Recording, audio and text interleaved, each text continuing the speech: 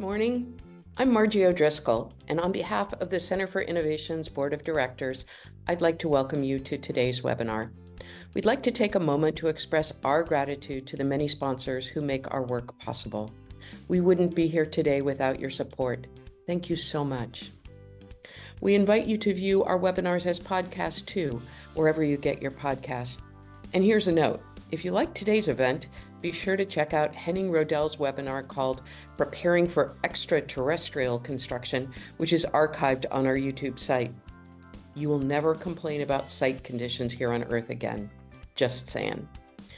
The Center for Innovation is reshaping the architecture, engineering, and construction industry for tomorrow.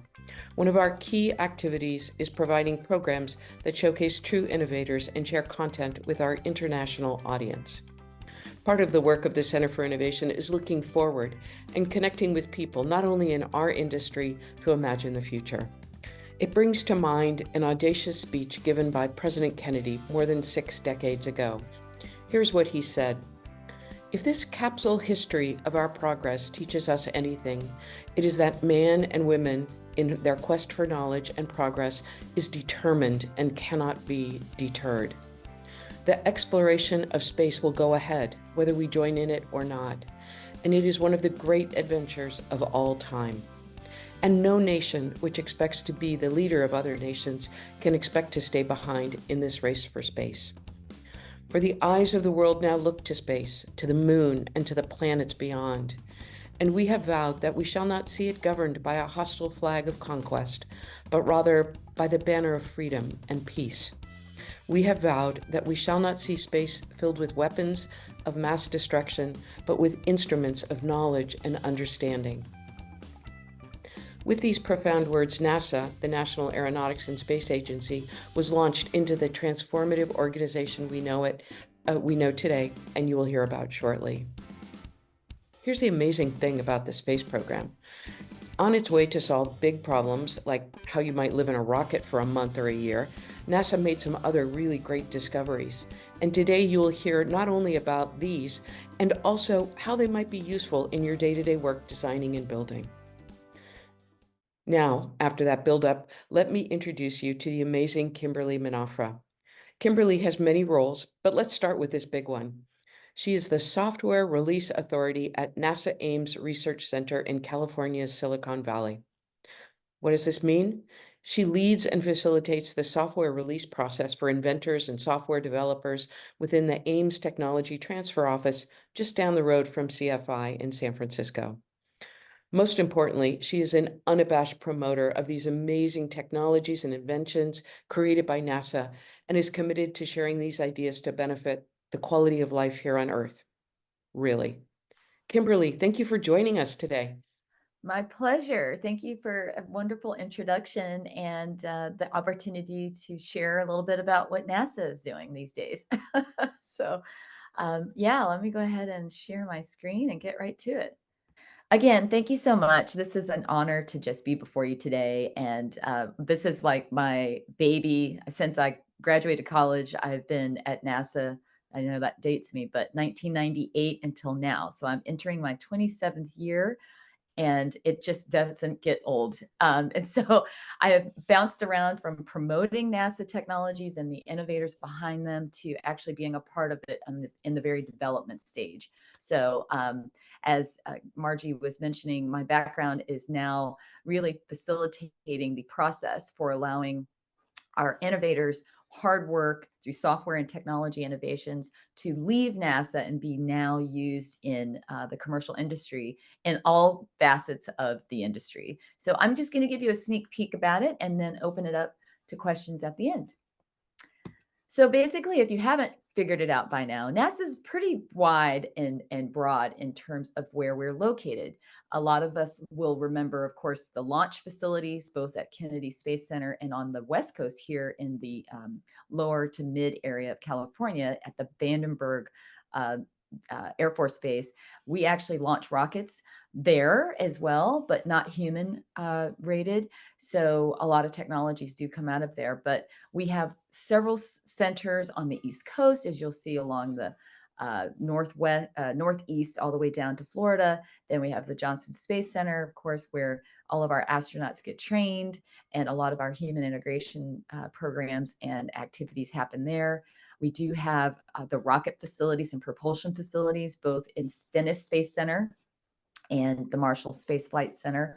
And then we have Glenn Research Center, which is an aeronautics research center like ourselves at Ames and Langley. I actually started my career at Langley, so my birth center, but it's actually the birth center of NASA, where we trained the original astronauts from the Mercury, Gemini, and of course the Apollo era. So a lot of cool things are going on at all of these 10 field centers.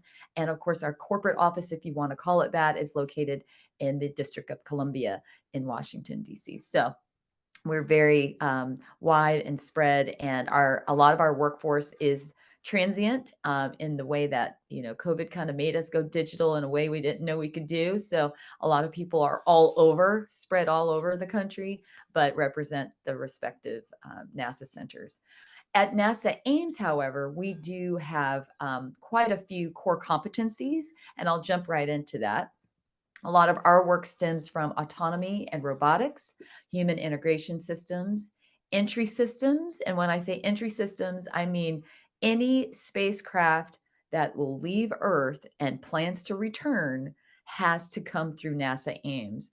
We are the innovative center that not only creates the wind tunnel and arc jet facilities to test like environments of atmospheric conditions, but we also help to develop those materials, the thermal protection systems that allow these spacecraft to re-enter any atmosphere safely, and that way we can go back and forth without any issue. And that started back in the early days of the Apollo program, when we actually left the Earth for the first time and landed on the moon and re-entered the Earth's atmosphere.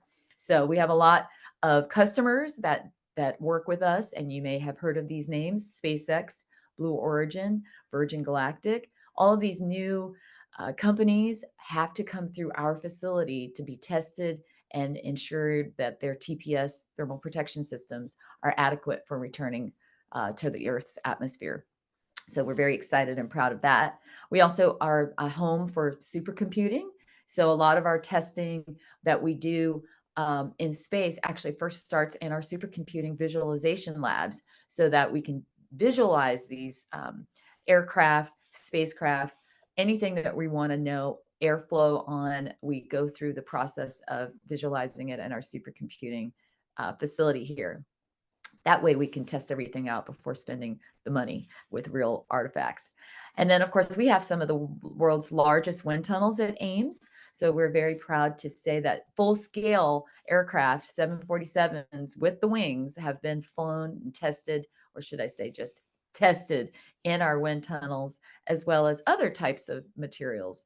And a lot of the industry, especially with DoD, Air Force, they come to us to use our wind tunnels. And we're very excited that some of the tests do render some interesting results. In fact, some of our wind tunnels are used for the sports athletic equipment. If you've not paid attention to the divots in your golf ball, or the pads and the design of a basketball or football, those items also get tested in NASA Ames wind tunnels for aerodynamics testing. And we actually are influencers on how these sports balls are created and developed for aerodynamics, performance. So we're also very we're the experts in next generation air traffic. If you haven't been paying attention, drones are very quick on the edge of being used for delivery of not only materials and packages, but medical emergency activities. And so we are one of the premier centers that are helping with the urban air mobility projects and missions. What that means is also informing the FAA on regulations that they could implement for safe air traffic under a certain amount of altitude. And that way we don't have too much congestion when that really jumps off. But we're a lead center in that area. We also a lead center our core competency with biology and astrobiology. So understanding the biology and the origins of life is very important to us, and as well as discovering things here on Earth that we didn't expect would be here, almost like an alien planet in and of itself. And then we, of course, also test and demonstrate low cost missions through our small satellite missions. So these are ways to really enable high value science to low Earth orbit and the moon without the high cost of developing something that has to launch on a larger platform. So these CubeSat technologies actually originated out of Ames, and now a lot of high schools are doing it, academic institutions, colleges, universities, and other small business or small sat technology demonstrations are happening within the commercial space industry as well because of the efforts we have at Ames. So we're very excited about that. We also have exoplanet research. If you haven't heard about Kepler, the mission that has found so many exoplanets and possible habitable zones out in deep, deep space. That mission has rendered so many discoveries. The data is still coming in, and we're learning so much about our world, our universe, and the heavens just based on sending telescopes that can see far deep into the galaxies and cosmos than we've ever gone before. One of the cool things about NASA is the technology transfer aspect. Since NASA's institution or establishment in 1958, there was Congress had actually put together a National Aeronautics and Space Act of 1958 that has allowed us throughout our presidential and congressional communities to enact executive orders and laws to promote technology transfer and encourage the pooling resources to develop commercial technologies. A lot of these innovations we use every day, and I'm going to tell you a little bit about it. But the reason for it is two things: not only to let the taxpayer know what NASA is doing with the very small sliver of a penny that we get in the budget every year for the American public's benefit, but also helping to stir the economy. And so, what we do in the technology transfer program is we ensure that the innovations that come out of NASA, developed for exploration and discovery, really are more broadly available to the public so that it maximizes those benefits to the nation. Not only is the tech transfer office the hub in and out, alpha and omega of that process, where we not only help from the inside get the technology ready for release, but we also facilitate the business end where we work with the partners, we help them with the licensing, we help them with promoting their commercialization successes. But this is a way to increase the awareness of NASA programs that are beneficial to the commercial industry and surrounding regions. We also showcase, like I said, these patents on websites, in webinars, go on, on the campaign trail, if you will, at different conferences. We do video webinars and podcasts. We're really trying to make sure people know that this is a way to start from the bottom up a business or an activity that you don't have to start from scratch with. We already actually have that foundational technology for you.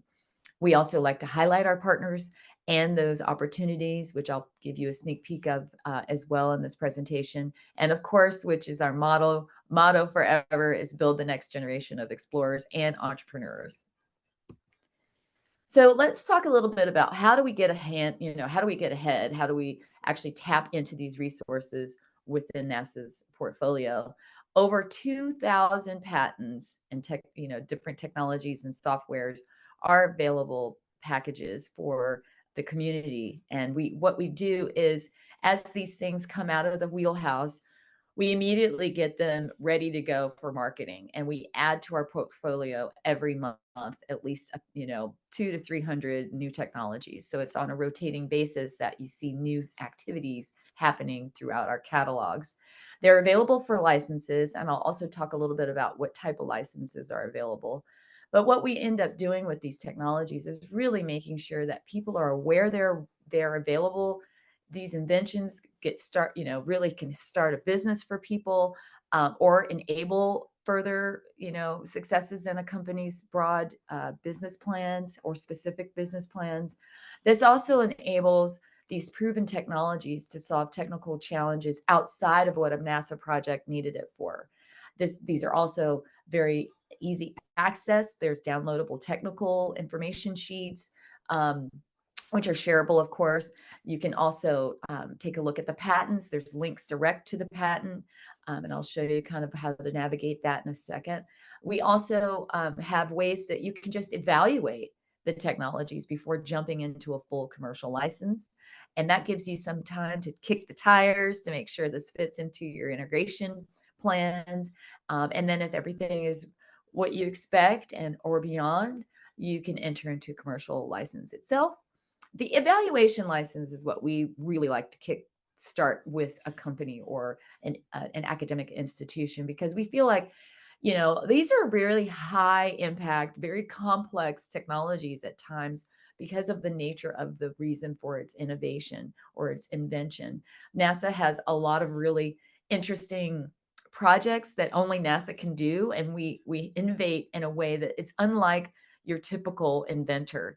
And so we don't want people to fail right off the bat by jumping in the deep end of this innovation pool. What we really want people to do is test these technologies out first. And so we really promote the research evaluation license as a first step if you're interested in licensing a technology.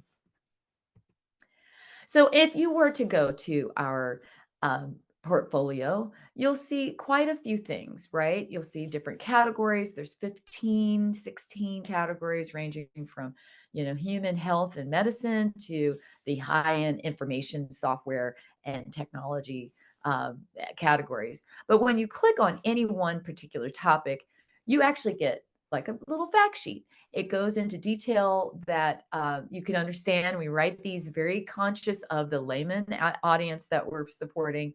It gives you some benefits. If you see on that one little sheet, the first page, it'll show you the benefits to the community and also types of applications that it could also be available to. Also, you'll see a link on these pages that take you to the USPTO website to see and read about the claims of the patent. And that's where we really encourage our interested parties to really look at the claims, because while it looks like something you can use for some random alternative use, we really want to make sure you're not going outside of the scope of the patent, and it helps you feel like, okay, this is something I really can take advantage of and take it to the next level. So we also meet with licensees who are interested, walk them through all of this so that it's easier to understand. And a lot of the technologies are pretty straightforward, but when you get into the nuts and bolts of the patent, it can be a little squirrely. So we like to walk people through that. And of course, that's just all about licensing, but we have a whole other portfolio that is just on free software. And I say free because you can download it from the website. You can use it for a research project. You can do some integration testing just to make sure that the software you're using is a benefit to you.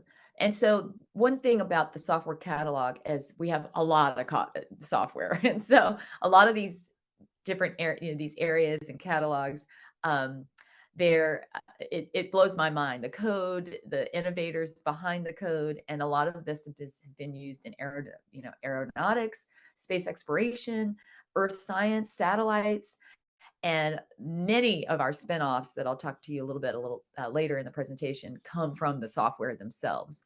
So we're not a manufacturer of the hardware when it comes to technology patents, but we do have software that is just groundbreaking.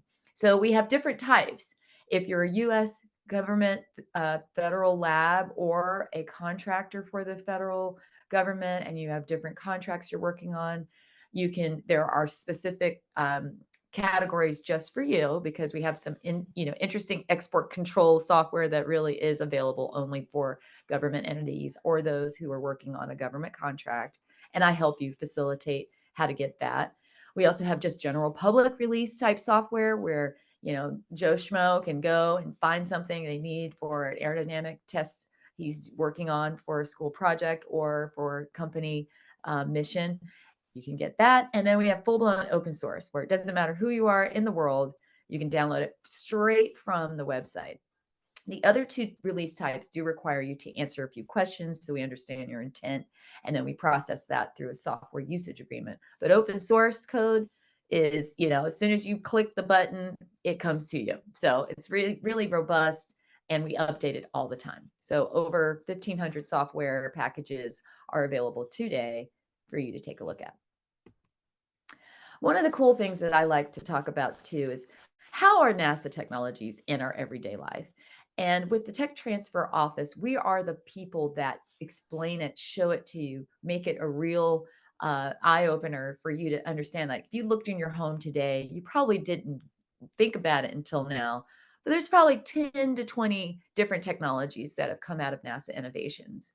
For instance, in your homes, you look at the water you drink, you look at the air you breathe, you look at the electrical panels and solar panels that you have on your homes, if you have them. You look at how you use cordless everything from cordless, hair dryers, or I wouldn't say hair dryers now, but cordless drills to cordless phones to, you know, the way you see things through your sunshades. All these really cool technologies have a NASA spin, and a lot of them were innovative based on some needs that NASA had for human exploration. Our Apollo astronauts, our International Space Station astronauts, our shuttle astronauts, they all had to take the comforts of home to space in a portable fashion. So we have come up with some really fun. Did you know about this facts?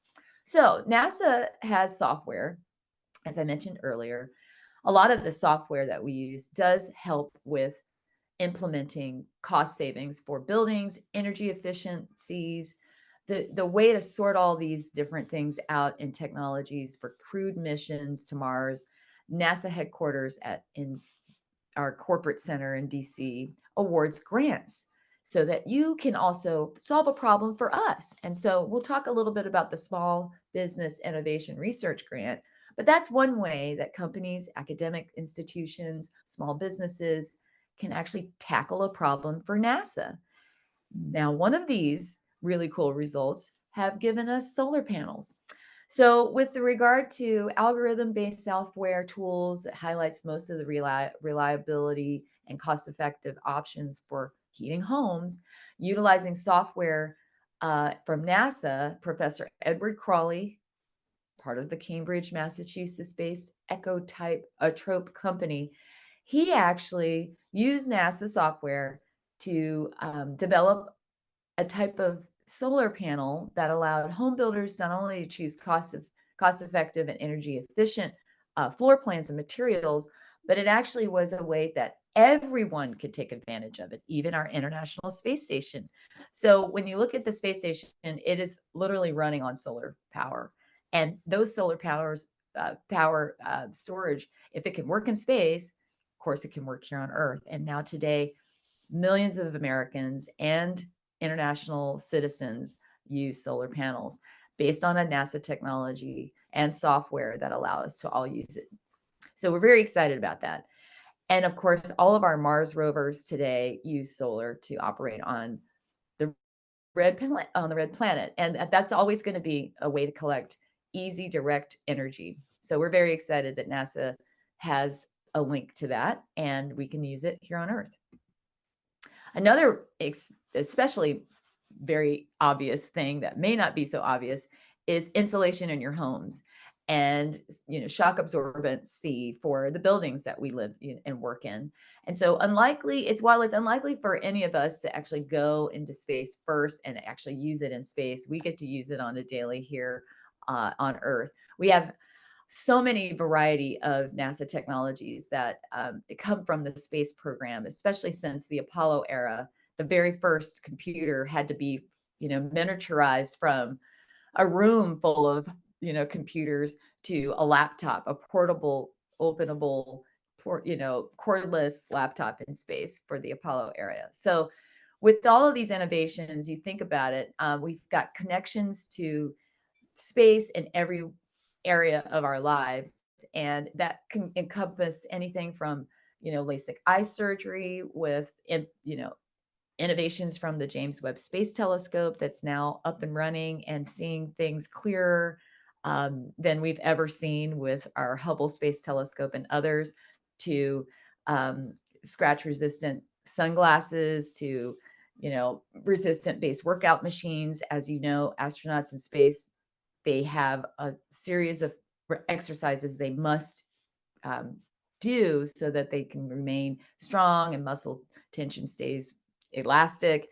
Those exercise equipment interventions are now what we use in our gyms here on Earth.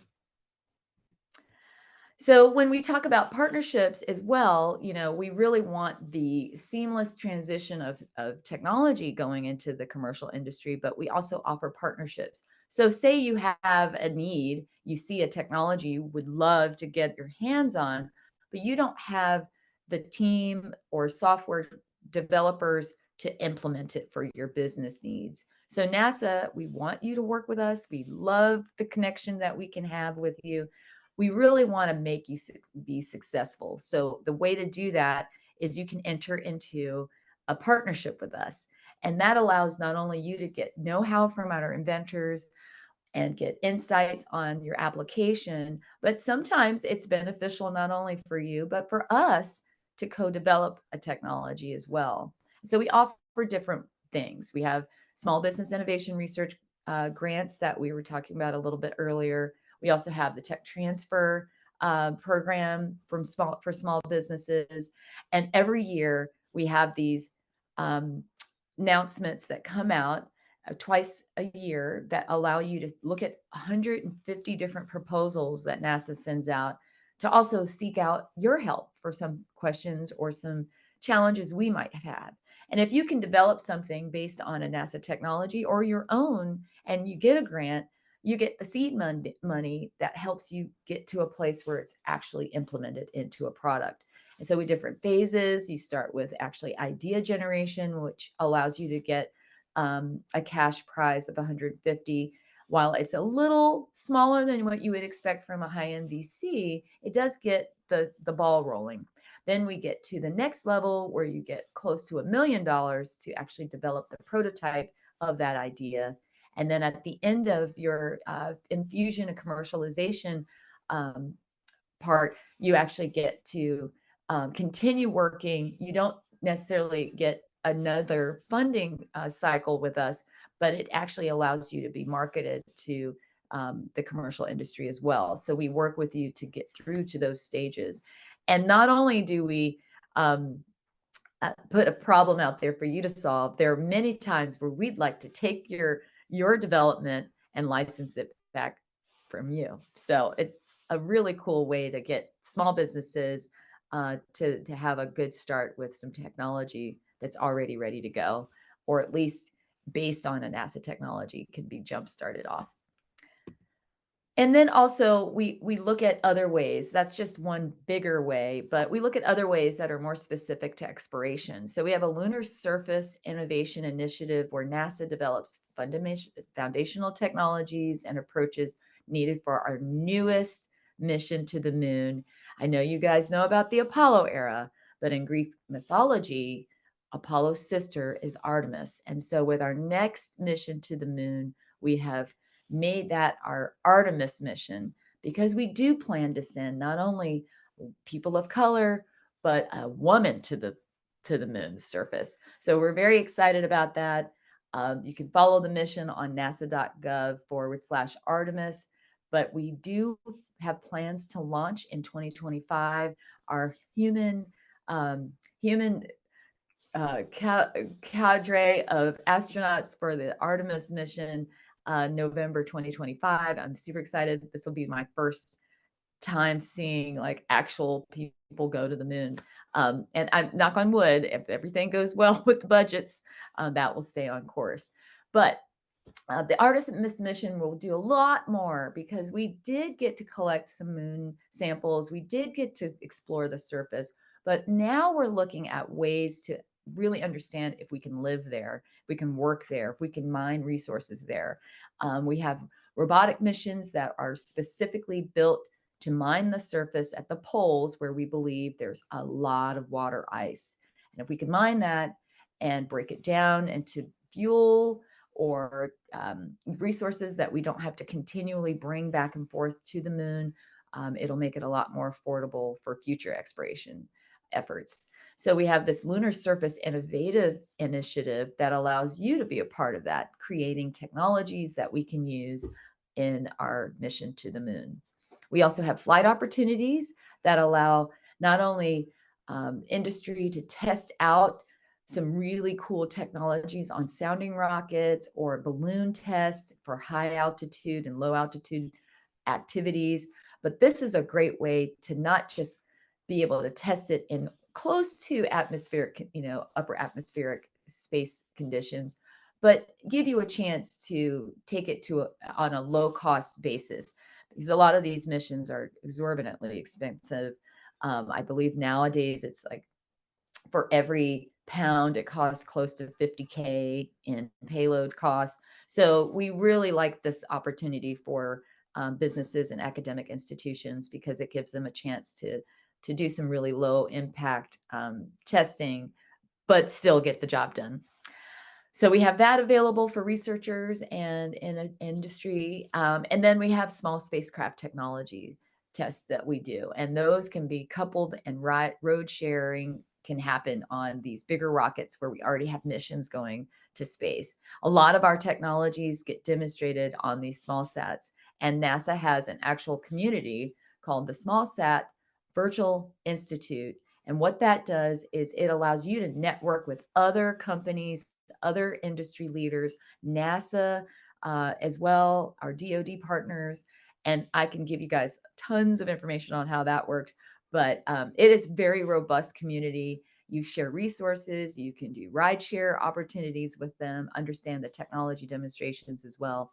Great program to get some cool tech out there without spending major dollars. So it's very cool.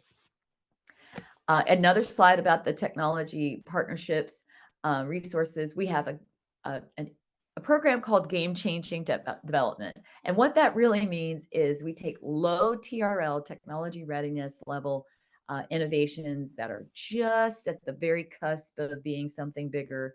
And we actually use those to stir economy. We give those opportunities to industry. We work with them inside of NASA's own projects and missions. It's a really great way to create an atmosphere where, let's see if this works. And if it doesn't, we don't have to continue working on it. So we take those low TRL innovation and development projects and try to see where they're going to go. And of course, you probably already heard about the Valley of Death. We want to get them beyond that. That's really a great way to get those technologies beyond and to survive the Valley of Death. So this is a way to generate some benefits not only to the space exploration community at Ames or other NASA centers, but really for anyone who's interested in being a part of that and investing in the future of innovation. So that's a fun one. The NASA Innovation Advanced Concepts is a program that nurtures visionary ideas as well that can transform into future NASA missions. So we're looking at you guys to help us with future mission ideas and developments and breakthroughs. And it's also a way for new aerospace concepts that we haven't thought about because we're in our bubble of NASA missions and our projects are led out of our budget and our mission directorates. So this is a great way to engage America's innovation and entrepreneurship partners into that journey. And then, of course, we have competitions, which we always love, competitions that help with not just solving challenges of NASA, but crowdsourcing as well. So we invite members of the public to be a part of it, contribute time and expertise to research that they're doing already to help solve problems with us, and you get to win some prize money. And that happens on a regular basis. We call those centennial challenges, where we actually have, since 2005, when this really jumped off, we actually directly engage with the public to create an atmosphere where they can explore advanced technology development. And of course, these are specific to different themes. You can create a 3D habitat using 3D printing. You have a certain amount of time, like a day, to build a whole structure. We have other types of really cool centennial challenges that I've personally worked on, which were vascular tissue, understanding how can we, if something happens, health emergency on the space station or deep space, whenever we go that far, where we need to substitute out either tissue or organ itself or help, maintain the life of an injured astronaut, we have to be able to figure out how to do that in space. And so a few years ago, we launched the Vascular Tissue Challenge.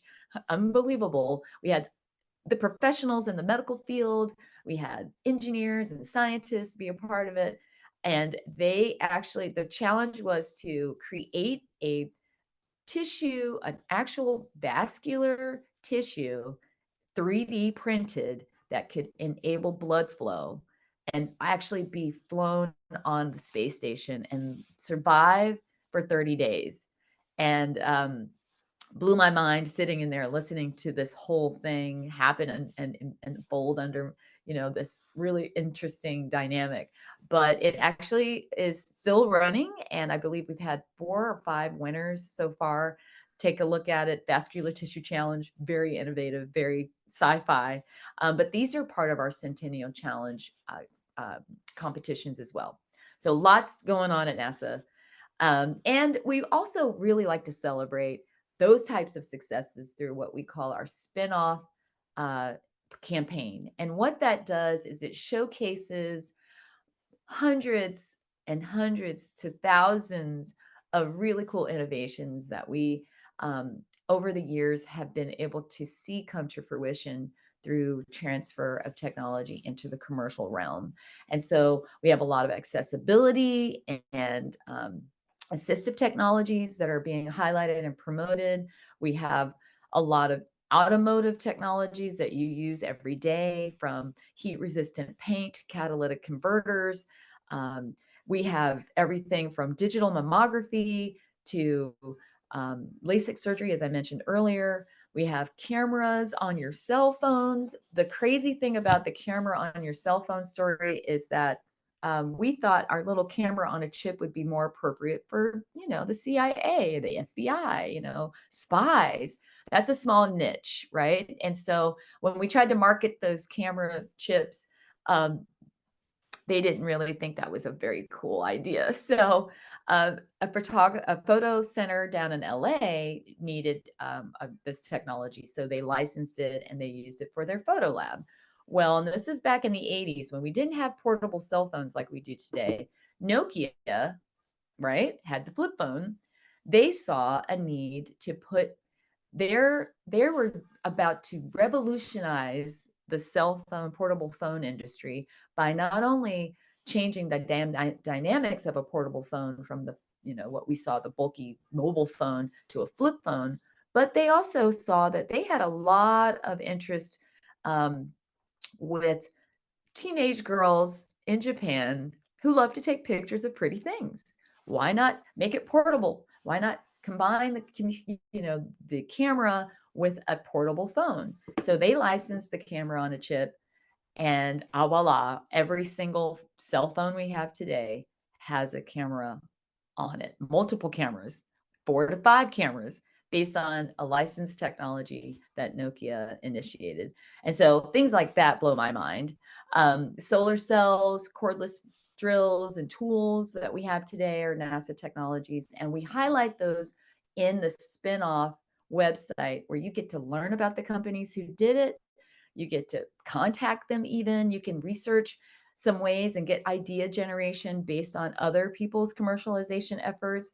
Um, it's just remarkable. And over the past 60 years, over close to I think 70,000 innovations have come out of NASA technologies.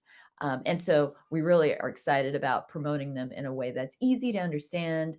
And one of my favorite websites, which I'll show you too, is our NASA Home and City website. It's very easy to look up. I also will send you links to all of these referenced materials, but Home and City is phenomenal. And yes, it's cartoony because we want to meet the needs of families. We want to show families like, hey, this is where your tax dollars are going, and actually your tax pennies are going. This is how much innovation is coming out of the space agency. And what's fun about it is when you go to the website, this is a static screenshot, but when you go to the website itself, you can pick the city, part of the globe or your home and neighborhood part of the globe, and it'll zoom into you. It's an interactive flash application. You can pick and select what areas in your community. It'll pull out that particular technology and tell you what it was made for first, and you'll see that application in the visuals that you're exploring in your community. So it's a really fun one. You can spend hours on it. We're always updating the content so that we add new information in there. And then, of course, if you have any questions, there's links to contact us as well about what's coming next. So I'm basically done with my presentation. So I want to open it up to questions or any comments you might have. NASA's, I have to say, NASA is always pushing the boundaries because we can, and we have to. And one thing that's really beautiful is we kind of do that risky assessment and risky um, uh, work first, so you don't have to. And once those technologies are ready to go, we really want the community to take advantage of that, so that not only are we meeting the challenges and the mandates from Congress, but you guys are benefiting more than you expect because you can take it to the next level. So we have the technology website here, we have our licensing website, the patent website, um, we have the free software, the SBIR and STTR websites, and of course success stories through our spinoff website and the home and city. And you can reach me as well. So don't hesitate. But I leave you guys with a question before you guys ask me questions. How can NASA technology be something you use in your business? What thing is left undone that you just don't have, the resources or wherewithal or the staff to handle it? Look to us. We have a solution out there. We don't know exactly yet until we hear from you, but I'm sure we can figure something out. So I appreciate you listening to me, Gab. I look forward to any questions you have, and certainly let me know what you think. Kimberly, you are so amazing, and you're such an enthusiastic You're so spirit for your agency. I just feel this enthusiasm. It's so great. It's Um, fun, it's like I get to live with it every day too. So I'm like, I'll look around my house and I'm like, "Oh my gosh, this is literally," it even says it on the packaging. It's NASA technology. And it's like that hair commercial, I'm not only a NASA person, but I'm a customer. So, that's uh, so great. We have a question here from Henning Rodell, and you might remember that I mentioned Henning did a webinar for us, I guess about a couple of years ago. So Henning's question is, how can large organizations work with NASA? large as in, do you have I an think it means like a example? large company. I'm Oh, just well, guessing there. Yeah. I mean, I would say that, in the same way SpaceX works with us or Mhm. Raytheon or, Lockheed Martin, we have lots of contracts and partnerships with people like that, Boeing. It all depends on what you wanna do, and but yeah, we have super large companies that are working with us all the time. Small is one way to grab the folks that don't necessarily think NASA would be in their future.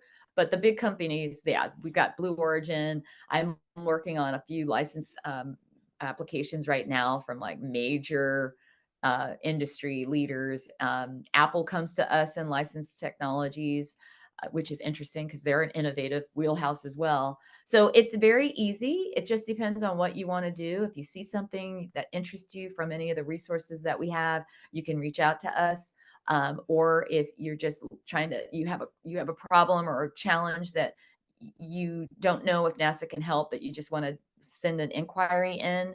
But there's ways to work with us, and so we have on our website also. When you go to our page, we have a whole landing page that is doing business with NASA or how to work with NASA. Even Google searching those will get you to a NASA link. So you don't have to try to comb through our web of websites because it can be a little challenging finding the right space. But yeah, big, large, small, academic, other federal agencies, we work with everybody. So Henning asks, what's the best way to follow up? And is that to directly email you Yeah, you can or, email me. Mhm. okay, You can, and I'll give the slide deck to you guys so you have it okay. too. But yeah, the best way is just send me an email and then we can start from there. Great. Thank you. Okay, so I have a question I've been wondering about since I first met you about a month ago, which is how did you find your way to this very unique niche? How did you get to NASA? What was your journey towards getting there? And how did you become such a passionate advocate for innovation? I have to say it was a weird way. I'm not gonna lie, I did not think of NASA at all as a kid, other than watching space launches, space shuttle launches. Um, it was cool, and I'm like, "Oh, all right, that's neat, we're doing stuff," but I didn't know anything about NASA. I went to school at a very small college in Virginia, where I grew up, and my major and expertise came out of the broadcast journalism career. My dream was to be on CNN and MSNBC before MSNBC was MSNBC. I wanted to be a news anchor and cover stories and reveal truths. So I always wanted to report on something. I just didn't know it was going to lead me to NASA. And so after I graduated college, I was looking for a position. It's time to get a job. My dad said, "You've been home for a month. Are you going to get a job?" And I was like, "I'm going to get a job. I need a break." But I got a job, right? And I was looking in the newspaper. Can you believe it? We had newspapers with ads in them. And I found this one little, maybe 1 to 2 inch, by 2 inch ad. And it just said, "Hey, public affairs position at Science and Technology Corporation." And I was like, "I don't know what that is, but I'll just try it." And with communication background, you can do everything. I mean, you can work in any field because you're trained as a communicator and expert in telling the story and convincing and persuading people, which is what I learned. And I got hired. And once I got hired, they give you a call back and they're like, "Hey, we want to tell you where to meet. This is who you're going to, check in with to get the HR, meet with HR, blah, blah, blah." So I went in and they said, "Your duty station will be at NASA Langley Research Center." And all I heard was NASA. I was like, "Oh my God," because I was a contractor for NASA. So I didn't know I was going to be contracted for NASA. I just saw the contract name when I got hired.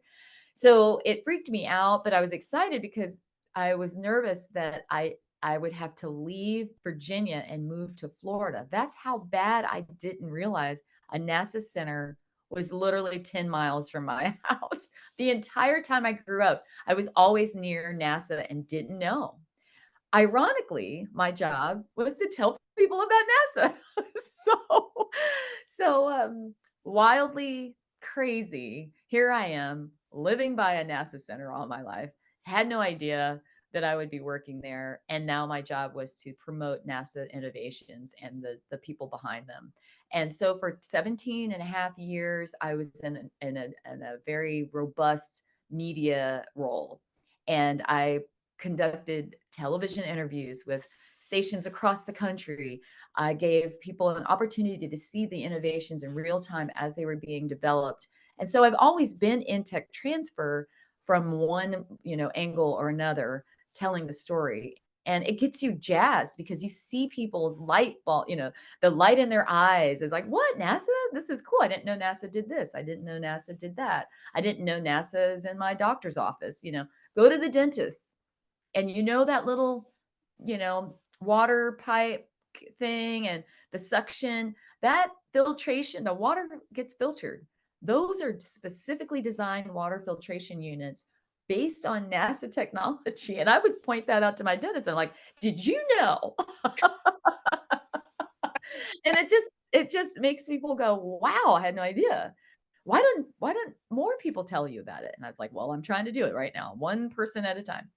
So for years, I was in a role where I was explaining, sharing, making known the work of NASA because it's so available, and not a lot of people think it is because it's space, but we're way more than space. In fact, space it's a very popular angle that we take, but it doesn't even cut mustard compared to the other things that we do. Our Earth satellites, the technology coming from a lot of Earth observing satellites, are in the medical industry more than you ever would guess. Digital mammography came about because if we can see from space the bottom of the ocean and tell how much salinity is in it, we should be able to look at our bodies in that same, way. And so a lot of innovations have come out of that, and and that's where I really began. And then coming to the West Coast, being recruited, as my husband would say, by him to live and work here in the wealth of Silicon Valley innovation. Oh gosh, it's a match made in heaven. Um, Working in the business side, where not only do my communication skills work very well with the innovators and such, I can tell a story here, and it's low hanging fruit for the folks out here.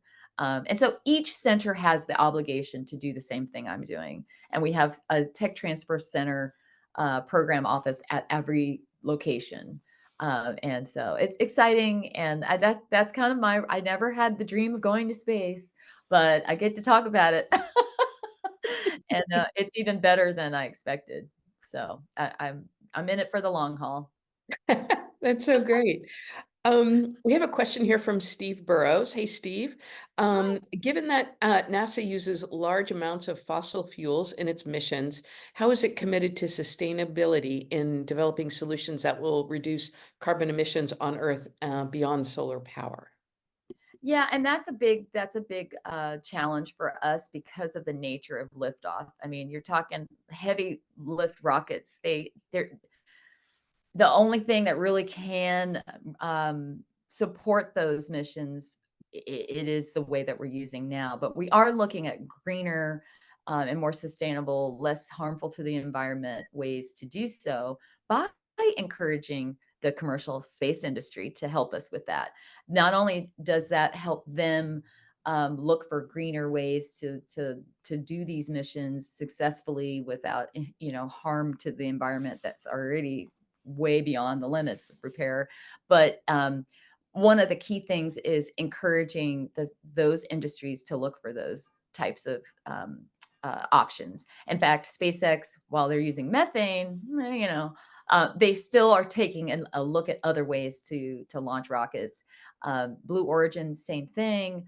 The contracting arena for the government, when they do a lot, they do many more launches than NASA does. And so we're also trying to understand, like, okay, what works for them, how can we continue to be that leader as well. But we're sharing the load now, so it's not just us. We don't actually launch our own missions right now. It's all SpaceX. We're using them. They're a partner. They solicited a proposal to us for a small business innovation research grant many years ago. And when they won, they became a very prominent supplier of not just shepherding NASA astronauts to space, but also goods and services, replenishing our cargo, resupply missions. And so they're looking to also tackle that challenge. But with NASA, since we're not launching like we used to with shuttles, that was one of the first steps. The shuttle was not only a behemoth of environmental concerns, but it was also a 35-year-old vehicle. You don't drive around every day in a 35-year-old motor vehicle, and we couldn't do it either because it starts to break down. Integrity and safety concerns arose from launching that all the time. So getting rid of that was one of the first steps in 2011.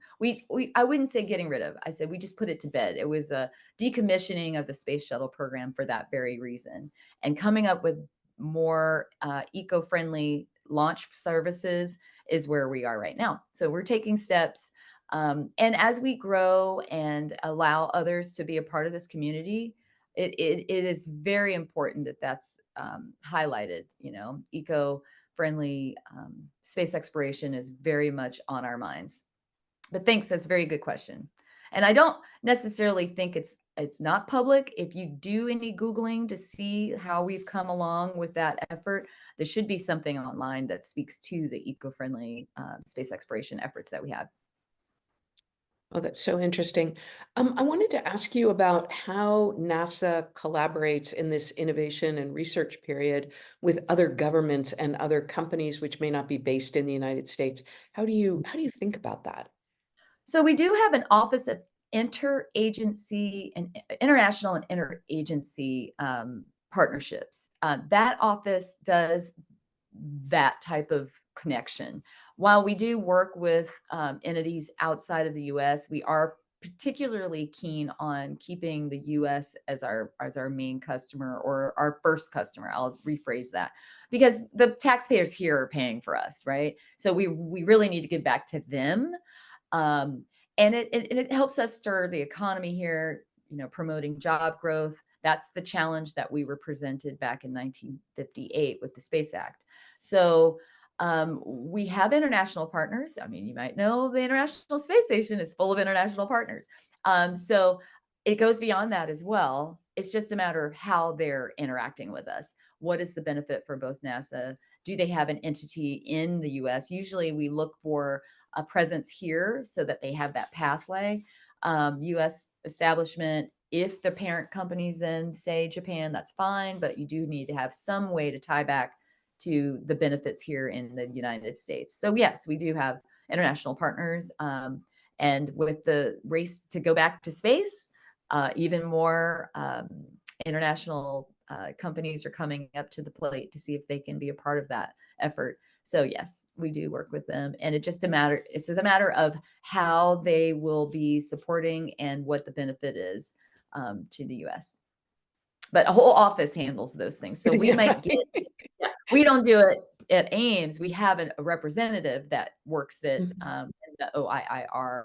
But yeah, interagency is very easy because we're government to government, um, and depending on like the actual purpose of the partnership, they are usually very successful. The other thing though is designated countries. We have a whole list on export. So if you're from any of those, which I think there's now 20 companies, or should I say countries that no one in the United States works with, then that cuts you out. But if you're friendly and you meet the requirements in the export list of designated persons or non-designated persons, foreign entities are welcome as well. Kimberly, you are amazing. What an Oh, extraordinary you're too presentation. kind. What a gift to spend my morning cup of coffee with you today. Really so much fun. They- Plus, you got the coolest swag around. Just got to say that. Aw, no. We can't wait to learn more from you. We'd love to have you come back again in a year because I'm sure you'll have even more amazing things to tell us about. So, I hope so. I hope we have some people up there, exploring something beyond the yeah, earth. And I yeah. think for all of us, one thing to note is take a look around. Take a look at your own environment and start to be that advocate as well, because these technology innovations save lives. Water filtration in third world countries, or even in our own country, Flint, Michigan, for crying out loud. All these places are benefiting because of innovations like this. And I really applaud the companies who were taking risk to even see if it'll work for them, because you think NASA's untouchable, but it really isn't. And once you see beyond what NASA used it for, and the applications, they're endless. It's really what you could take anything and turn it into something completely different, and it'll save so many lives and help so many people. And so that's really what the message is looking at NASA for just a foundational starting point. I think the magic is also transferring it and sharing it. And so that to me is the real gift of all of us. The Yes. discovery is obviously really important, but then actually making it available and useful Yes. to people, not just here, but around the world is really, Ev- it's such a gift. It's such, Absolutely. Absolutely. yeah. So with that, I'd like to thank our sponsors and especially the amazing Katie Olson, who makes all the magic happen here at CFI. With that, I'll bring today's webinar to a close. If you aren't already on the CFI mailing list, really, don't you think it's time you got notified when we have more cool programs like today's? Just head to the centerforinnovation.org and sign up to stay in touch. We'll be back next month with another webinar or two, and we'll release those details shortly. Stay safe, dream big, and have a great weekend. Thank you for joining us.